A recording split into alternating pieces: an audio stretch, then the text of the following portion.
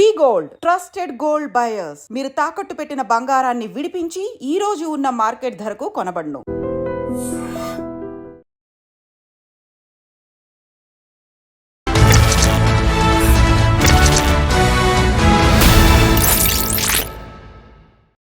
అందరికీ నమస్కారం. నేను Swaroopa Potlapalli. Welcome to trending topic. విశాఖపట్నంలో జరిగిన సూసైడ్ కేసులో అనేక భయంకరమైన విషయాలు బయటకు వస్తున్నాయి. భర్త నాగేంద్రబాబు పెట్టే లైంగిక హింసను తట్టుకోలేక భార్య వసంత ఆత్మహత్య చేసుకుంది. ప్రస్తుతం నాతో పాటు సోషల్ యాక్టివిస్ట్ కృష్ణకుమారి గారు ఉన్నారు. ఆవిడతో మాట్లాడి ఈ ఘటనకు సంబంధించిన అనేక విషయాలు తెలుసుకుందాం. మేడం నమస్తే. నమస్తే. శృంగారాన్ని ఒక పవిత్ర కార్యంగా, ఒక సృష్టి కార్యంగా చూస్తాం. అలాంటిది భర్త కోరికలు తీర్చలేక ఒక అమ్మాయి పెళ్ళైన కొద్ది రోజులకే సూసైడ్ చేసుకుంది అంటే ఎంత టార్చర్ పెట్టి ఉంటాడంటారు? ఏదైనా చాలా బాధాకరమైన విషయం అండి. అతను ఒక పర్వర్టెడ్ ఫెలో, జంతువు. ఇంకా అంతకంటే నాకు పోలిక కూడా ఒక వికృత ఆనందం కోసం ఆ అమ్మాయిని పాపం బలి చేశాడు. ఆ అమ్మాయి బలైపోవటం వెనక్కి కూడా ఆ కారణం వింటే మనకి ఒళ్ళు జలతరిస్తుంది. ఏంటిది అసలు? ఇప్పుడు ఇద్దరు కలిసి సంతోషంగా ఆనందించాల్సిన ఒక కార్యక్రమం అది. పిల్లల కోసం కానివ్వండి, లేకపోతే ఒక సహజమైన ఒక ప్రక్రియ, అది మానవ జీవితంలో సహజమైన ప్రక్రియ. దానిని ఈ విధంగా ఒక కృత్రిమ విధానాల ద్వారా చేయడం వల్ల ఈ ఇబ్బంది వచ్చింది. ఇప్పుడు కొంతమందికి లైంగిక ఆరోగ్యం పట్ల అవగాహన లేక, కొంత ఎవరికైనా చెప్తే ఏమన్నా అనుకుంటారేమోనని డాక్టర్ని కలవటానికి ఇబ్బంది పడి సతమతం అయ్యేవాళ్ళు కొంతమంది ఉన్నారు. అది వేరు. అతనికి అలాంటి అవసరం ఏమీ లేకపోయినా కానీ ఒక విధమైన ట్యాబ్లెట్లు వాడి ఒక పశువాంఛని తీర్చుకోవటానికి ఆ అమ్మాయిని ఒక విలాస వస్తువుగానో, లేదా ఒక భోగ వస్తువుగానో, లేకపోతే అసలు నాకు దొరికింది ఇది. ఇప్పుడు మన ఇంట్లో ఒక వాషింగ్ మిషన్ ఉంటుందండి, దానిలో బట్టలు వేస్తాం. ఏదో ఒకరోజు మొరాయిస్తుంది. అది ఒక యంత్రమే మొరాయిస్తున్నప్పుడు, ఇప్పుడు మన కారు వాడతాం, మొరాయిస్తుంది. ఒక మనిషి మొరాయించింది అంటే అర్థం చేసుకోలేని పరిస్థితిలో నువ్వు ఉన్నావు అంటే, ఇప్పుడు కారు మనకి చెప్పలేదు. అది సడన్గా ఆగిపోతేనే కానీ మొరాయిస్తుందని తెలియదు మనకి. మిషన్ ఆగిపోతేనే, వాషింగ్ మిషన్ ఆగిపోతేనే కానీ మనకు అర్థం కాదు ఏదో ప్రాబ్లం వచ్చిందని. ఎందుకు? అది చెప్పలేదు కాబట్టి మాటల ద్వారా. కానీ మాటల ద్వారా చెప్పగలిగిన భాగస్వామిని నోరు మూసేయించి, భర్తననే అహంకారంతో, అధికారంతో నువ్వు ఆమెని ఇంకా నా వాడకం అంటే అట్లాంటి వాడకం కాదు అని చెప్పి చెయ్యడం అనేది అత్యంత అమానుషంగా అనిపిస్తుంది నాకు. పైగా ఇంకా బాధాకరమైన విషయం ఏంటంటే, వాళ్ళ అక్కకి చెప్పుకుంది, నాకు చాలా హింసగా ఉంది, చాలా బాధగా ఉంది, నేను తట్టుకోలేకపోతున్నాను అంటే. మన కుటుంబం పరిస్థితి, ఒక పెళ్లి చేయడమే కష్టం మనకి. అలాంటిది నువ్వు ఇప్పుడు ఇతన్ని కాదు అని వచ్చేస్తే మన కుటుంబం పరిస్థితి ఏంటి? మార్చుకో అతన్ని. ప్రతి కుటుంబం చెప్పేది ఇదేనండి. ఏంటో వీళ్ళు మార్చడానికే పుట్టారా ఈ ఆడవాళ్ళు? భర్తని మార్చుకో, ఓర్పు. మళ్ళీ సింబాలిక్గా భూదేవంతా ఓర్పు అని ఒక ఉపమానాలు మన చుట్టూ కదలాడివి అవే కదా. మరి ఈ పరిస్థితుల్లో అమ్మాయి అతని నుంచి తప్పుకుంటే తనకు జీవితం లేదు అని అనుకుని, కుటుంబం కూడా సహకరించదు అనే కారణంతో అమ్మాయి ఆత్మహత్యకు పాల్పడింది. అసలు ఇతను ఎందుకు ఇలా పాల్పడ్డాడు అంటే, ఇంత దురాఘాతానికి ఎందుకు పాల్పడ్డాడు అంటే ఇక్కడ రెండు విషయాలు. అతను పోర్ను చూడటానికి అలవాటు పడిపోయి, బానిసైపోయి, ఆ పోర్నులో ఎలా చేస్తున్నారో అలా చెయ్యాలి అని భార్యని ఇబ్బంది పెట్టడము, గంటల తరబడి అదే పనిలో ఉండటము, అతను తన సామర్థ్యాన్ని పెంచుకోవటం కోసం అతను ట్యాబ్లెట్లు వేసుకోవటం. మరి ఆడవాళ్ళకి నిజానికి సామర్థ్యాన్ని పెంచుకోవటానికి మందులు వాడక్కర్లా, మానసికంగా సిద్ధమైతే చాలు ఆడవాళ్ళు. కానీ మరి ఇక్కడ ఎన్నిసార్లు సిద్ధమవుతుంది ఆ అమ్మాయి? ఒక ఏహ్యభావం అనేది రాదా? అసలు ఒకసారి వెగటు ఏహ్యభావన వచ్చిన తర్వాత మీరు ఏం చేసినా మహిళ సిద్ధం కాదు. మనసు దేహము రెండు ఏకకాలంలో స్పందించినప్పుడే, ఆ భావనలు ఉన్నప్పుడే ఆ కార్యక్రమం అనేది సజావుగా, సంతోషంగా, ఇబ్బంది లేకుండా, కష్టం లేకుండా జరుగుతుంది. కానీ ఎన్నిసార్లు సిద్ధమవుతుంది ఆ అమ్మాయి? నువ్వంటే ట్యాబ్లెట్లు వేసుకుని సిద్ధమవుతున్నావు, పైగా పోర్ను చూడటం. ఈ పోర్ను సైట్ల గురించి నెత్తి నోరు బాదుకుని చెప్తున్నాం. ఈ పెళ్ళైన వాళ్ళనే కాదు, చిన్న చిన్న పిల్లలు కూడా ఇప్పుడు ఫోన్లు చేతిలోకి వచ్చిన తర్వాత చాలా చిన్న వయసు నుంచి, అంటే మీరు ఆశ్చర్యపోతారు ఏ వయసు నుంచి పోర్ను చూస్తున్నారో పిల్లలు. మీకు తెలిస్తే మీకు గుండె ఆగుతుందేమో. దాదాపు 8 సంవత్సరాల నుంచి 9 సంవత్సరాల వయసు నుంచి పోర్ను చూస్తున్నారు పిల్లలు. ఎందుకంటే తల్లిదండ్రులు కంప్లైంట్లు వింటుంటే చైల్డ్ సైకాలజిస్టుల దగ్గరికి తల్లిదండ్రులు పరుగులు పెడుతున్నారు. ఇవాళ సైకాలజిస్టుల దగ్గరికి వెళ్ళి పిల్లలకు సంబంధించిన సగం కేసులు ఇవే. చదువులో వెనకబడ్డాడనో, అల్లరి చేస్తున్నాడనో కాదు, ఇంట్లో తల్లిదండ్రుల కళ్ళు గప్పి డబ్బులు దొంగతనం చేసి ఆ ఫోన్లో ఆ డబ్బులు వేసి ఆ సైట్లు కొనుక్కుంటున్నారు పిల్లలు. అంటే ఈ వయసు లేదు, ఆ వయసు లేదు, వయసుతో నిమిత్తం లేకుండా ఇంత చిన్న వయసు దగ్గర నుంచి ముసలోళ్ళ వరకు కూడా ఈ విధంగా ఈ పోర్ను సైట్లు వాళ్ళని తప్పుదోవ పట్టిస్తున్నాయి. వాళ్ళకి అవసరం లేని కోరికల్ని వాళ్ళల్లో రేపి ఇలాంటి అనవసరమైన ఇబ్బందుల్లోకి, అమానుషమైన పనుల్లోకి దింపుతున్నాయంటే ఆశ్చర్యపోవక్కర్లా. మరి ఈ పరిస్థితిలో ఈ అమ్మాయి ఆ రోజు ఆ ట్యాబ్లెట్ ఏంటి అని వాళ్ళ బావకి ఆ ఫోటో పంపించటం వల్ల కనీసం ఈరోజు ఆ అమ్మాయి పైన బాధితురాలనే బాధ్యుల్ని చేసే అవకాశం లేకుండా ఒక విషయం జరిగింది. కనీసం ఇప్పుడు ఆ ట్యాబ్లెట్ కనుక ఆ అమ్మాయి షేర్ చెయ్యకపోతే ఆమెకేమి అఫైర్లు ఉన్నాయో, ఈ మొగుడు నచ్చలేదేమో, ఆడపిల్లలు ఇలా తయారైపోతున్నారు, పెళ్ళికి ముందు సంబంధాలే ఇక్కడ దాకా తీసుకొచ్చినాయి అనే కథనాలని మనము వండి వారిస్తే చూడాల్సిన కర్మ పట్టేది మనకి. ఆ కర్మ లేకోకుండా ఈమె ట్యాబ్లెట్ షేర్ చేసింది, పైగా అక్కతో చెప్పుకుంది, అక్క ఈ విధంగా అన్నది. ఇదంతా ఈ కేసు చాలా క్లియర్గా ఉంది. ఇప్పుడు కావాల్సింది ఏంటి అంటే, నేను ఆడపిల్లలకి మీ జీవితాలు ఏమో అయిపోతాయి, ఒక పెళ్ళి లేకపోతేనో లేదా ఒక భర్త నుంచి విడిపోతేనో అనే ఒక భయాన్ని వదిలేయండి. ఈ సామాజిక పరమైన ఒత్తిడుల్ని మీరు మీ ప్రాణం కంటే ఏది ఎక్కువ కాదు.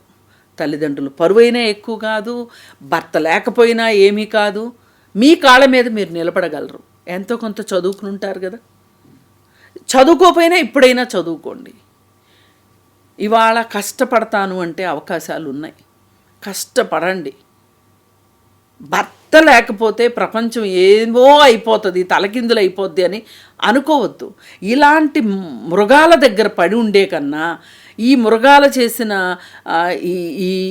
ఈ క్రీడలో మీరు బలైపోయే కన్నా కూడా మీరు బయటకు వచ్చేయండి, పెళ్ళిలోంచి బయటికి రండి. ఏం కాదు, మీరు ఒక లెజిటిమేట్ రీజన్ తోటి బయటకు వస్తున్నారు, మీరు బయటికి రండి. అతని పైగా కొత్తలో వీళ్ళు ఏమనుకుంటారంటే, వీళ్ళు మహాప్రతిభతల్లాగా బిహేవ్ చేయాలని సతీ సుమతి కథలన్నీ చదువుకుని సహకరిద్దాం అనుకుంటారు. అది వాళ్ళకి వీళ్ళ ఆ నిస్సహాయతో లేకపోతే వీళ్ళ కోఆపరేషను వాళ్ళకి మరింత బలం వచ్చేసేసి కోతి కొబ్బరికాయ దొరికినట్లు చేస్తారు. అందుకని దయచేసి ఆడపిల్లలు ఏదైనా చెప్తే తల్లిదండ్రులు వినండి కొంచెం వాళ్ళ మాట. ఇవాళ ఎవరు ఏడుస్తున్నారండి ఇక్కడ? ఎవరు ఏడుస్తున్నారు? ఆ అమ్మాయి కుటుంబ సభ్యులు ఏడుస్తున్నారు. అదే మీరు ఆ అమ్మాయి చెప్పినప్పుడు విని ఇంటికి తీసుకొచ్చుకొని ఆ అమ్మాయిని కాస్త స్వాంతనపరిచి అతన్ని ఏదైనా ఒక సైకాట్రిస్ట్కి చూపించి అట్లాంటివి ఏదైనా ఒక ఇంటర్వెన్షన్ జరిగి ఉన్నట్లయితే గనక ఇలా జరిగేది కాదుగా. ఈ అమ్మాయి అయితే చచ్చిపోయేది కాదుగా. దీనికి వాళ్ళు కూతురు మీద ప్రేమ లేదని నేను అనను, కానీ అతను 75% కారణమైతే తల్లిదండ్రులు కూడా 25% కారణం. మీరు గుండెల్లో పెట్టుకోవాలి మీ అమ్మాయిని. మీరు 4 రోజులు సాకాలి అవసరమైతే. మీ దగ్గర నుంచి ఆ మాత్రం మద్దతు లేదనే కదా అమ్మాయి ఆత్మహత్య చేసుకుంది. ఆ మాత్రం మద్దతుని ఇవ్వాలి మీరు ఖచ్చితంగా. ఇప్పుడు వసంత సూసైడ్ చేసుకుంది కాబట్టే మనకి ఈ ఘటన తీవ్రత తెలిసింది.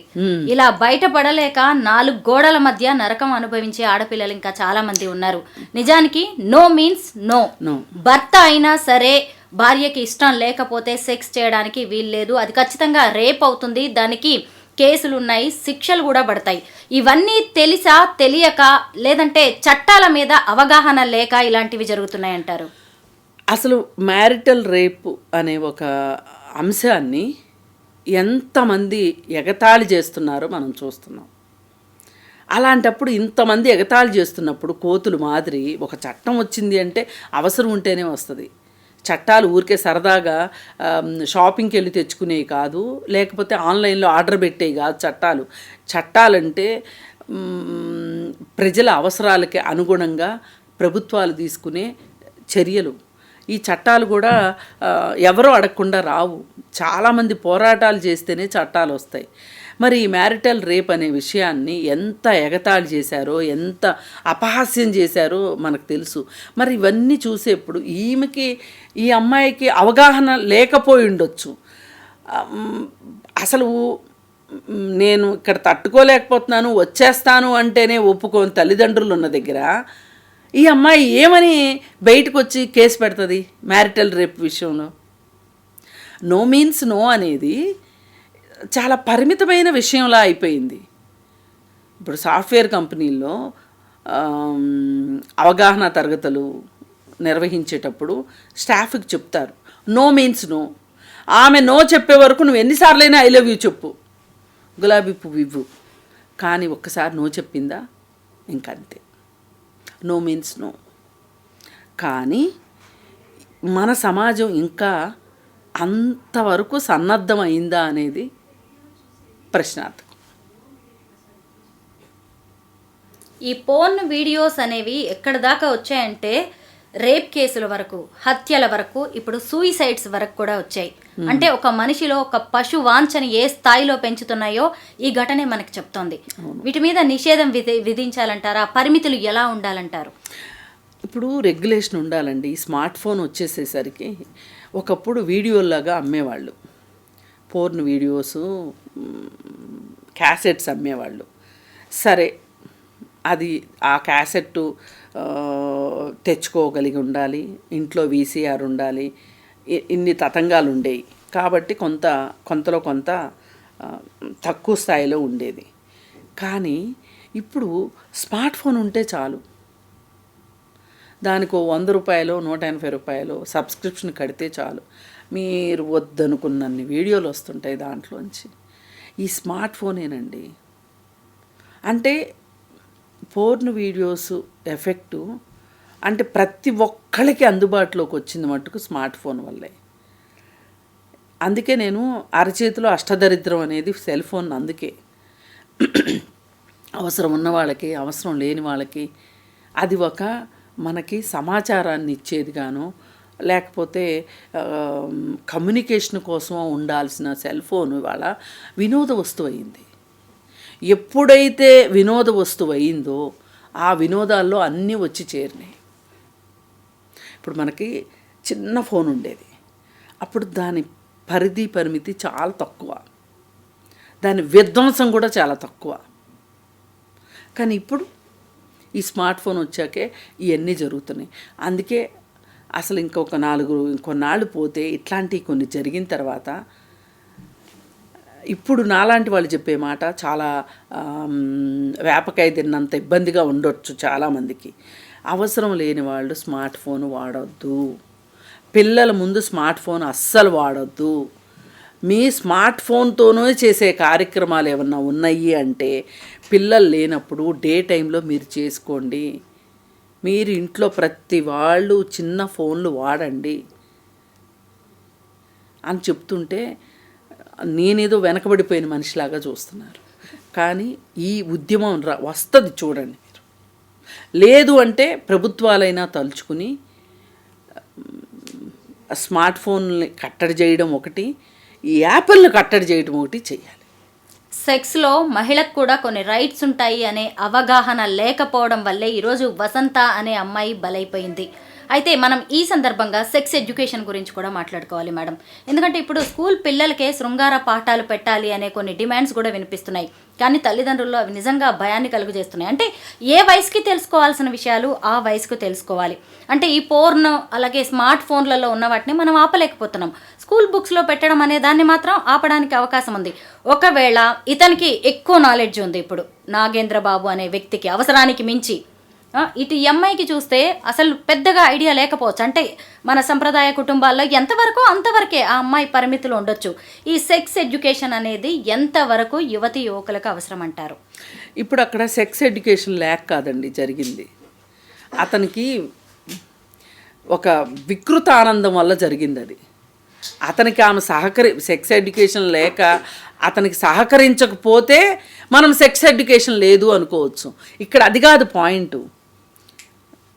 ఏదైనా ఎడ్యుకేషన్ అంటే ఏది ఎంత వరకు అనేదైనా ఒక తెలుసుకుని ఉండాల్సిన అవసరం ఉంది. అతి వర్జ్యతే అంటారు, సర్వత్రా వర్జ్యతే అంటారు.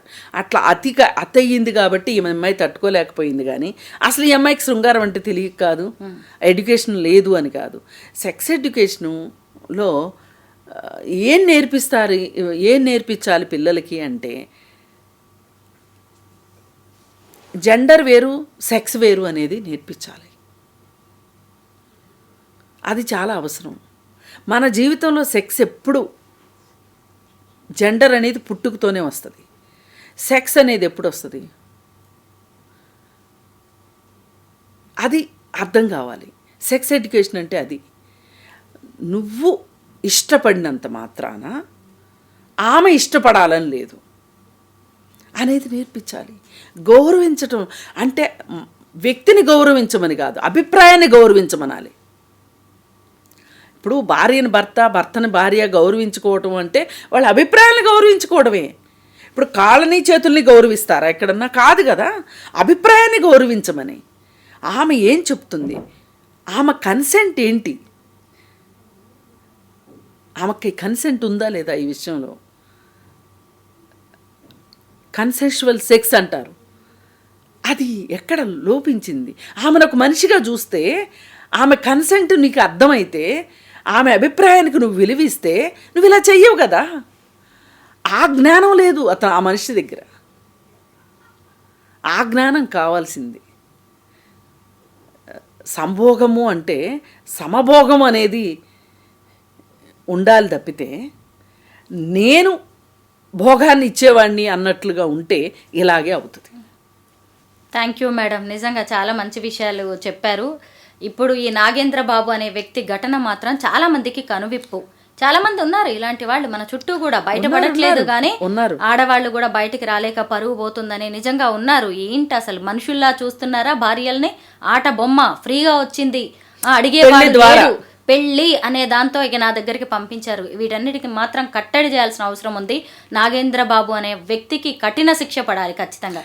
కఠిన శిక్ష వేయడమే కాకుండా సమాజంలో అవగాహన కావాలి. Yes, thank you so much madam. Thank you.